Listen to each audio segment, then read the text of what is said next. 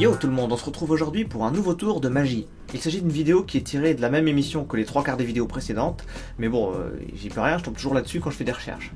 Cette fois-ci, on s'intéresse à l'illusionniste Luc Langevin. C'est un tour très impressionnant dans lequel il fait signer une pièce par un invité, Arnaud de sa mère, et il réussit à faire en sorte que cette pièce se retrouve dans une noix, dans un citron, sous une tasse. Il y avait une tasse, j'adore les joli. tasses, un couteau, c'est toujours Un couteau. pratique. Il y avait des serviettes de table aussi, j'adore, j'en ai pris quelques-unes. Hein? Celle-là était emballée avec un lacet.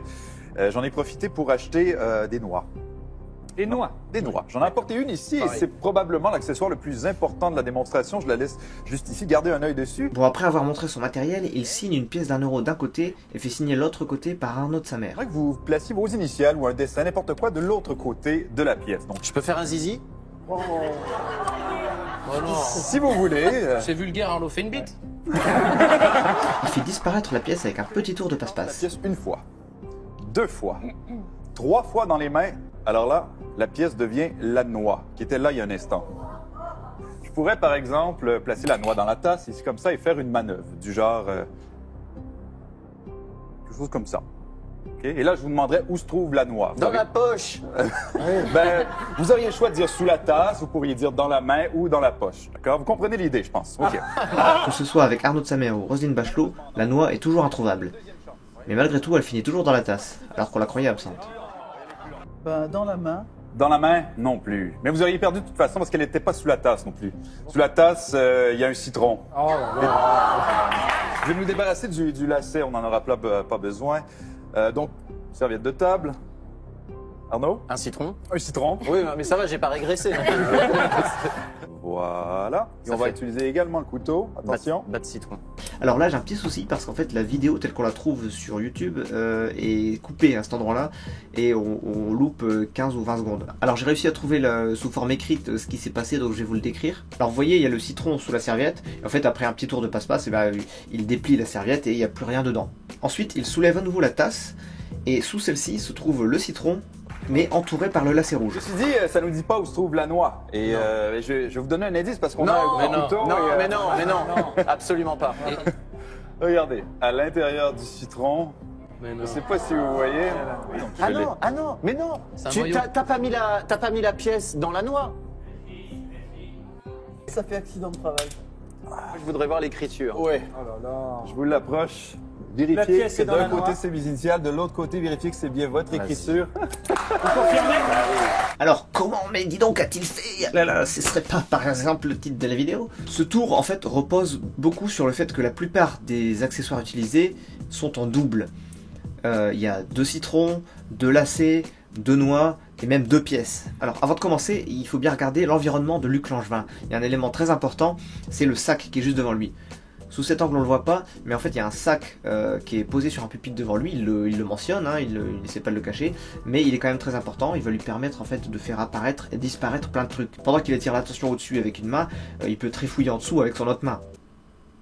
Dans le sac, uniquement dans le sac. Hein. Le tour commence par la signature de la pièce, et là c'est très important également.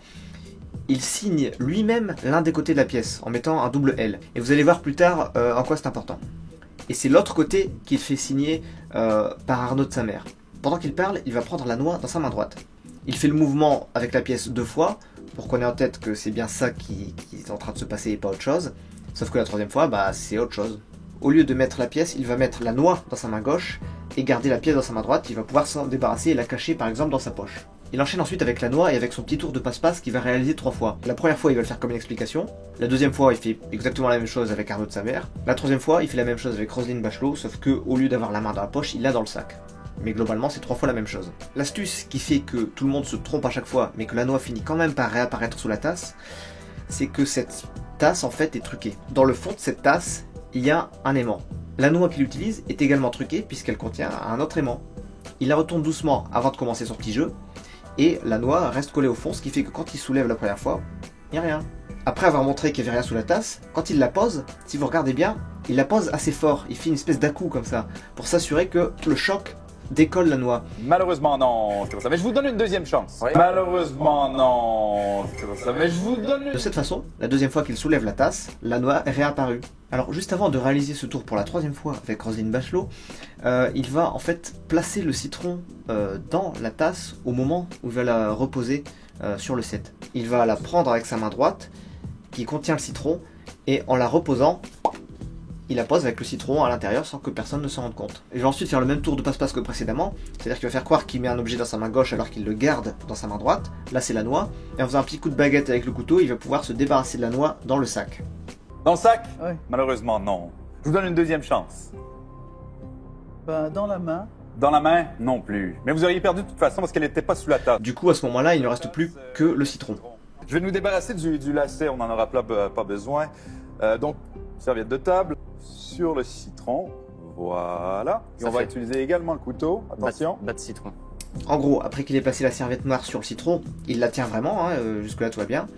Mais quand il va chercher le couteau, il en profite pour se débarrasser du citron dans le sac et continuer à tenir la serviette de cette façon-là. Du coup, dans la partie manquante de la vidéo, il déplie la serviette avec rien dedans et soulève la tasse avec le citron enroulé dans un lacet rouge. Avant de commencer son truc avec le citron et la serviette noire, il va replacer la tasse de cette façon en y apportant quelque chose qui est dans sa main droite.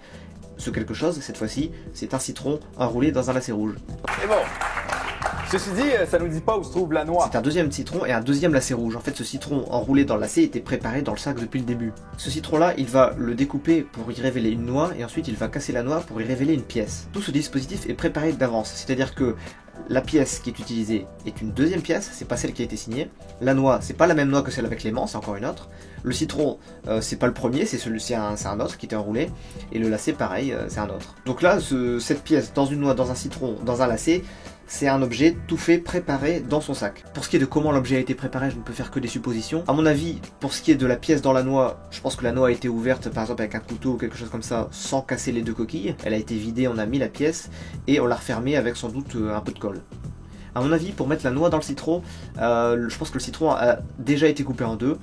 La noix a été mise, voilà, et ensuite le citron a été refermé. Ensuite, il faut juste faire attention au moment de la manipulation. Il y a peut-être un peu de colle qui a été enduite sur la coupure, je ne sais pas exactement. Et là, vous allez me dire, oui, mais la pièce a été signée. Alors comment est-ce qu'il pourrait préparer une deuxième pièce sans savoir ce que l'invité va dessiner dessus? En fait, l'astuce réside dans le fait que c'est le magicien lui-même qui a décidé du motif sur l'une des faces de la pièce.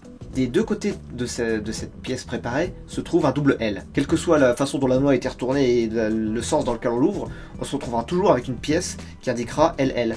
Sauf que la pièce d'origine, il s'en était débarrassé tout au début du tour, et il l'avait caché soit dans le sac, soit dans sa poche. Et juste avant de casser la noix, il a récupéré la pièce, et il la met dans sa main droite.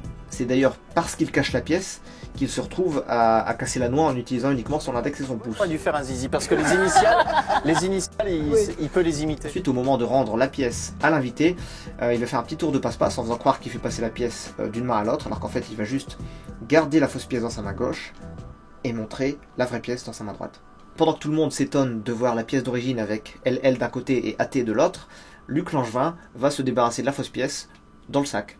C'est un tour assez complexe, il se passe beaucoup de choses, on n'a jamais le temps de se poser de questions parce qu'il y a toujours une surprise en fait. C'est également un tour qui nécessite un accessoire truqué, une tasse, et une préparation assez précise avec des fruits et une pièce. En attendant, j'espère que cette vidéo vous a plu, si c'est le cas n'hésitez pas à la partager tout autour de vous. Moi en tout cas j'ai trouvé ce tour vraiment très bien ficelé, et donc je vous dis à plus pour la prochaine vidéo.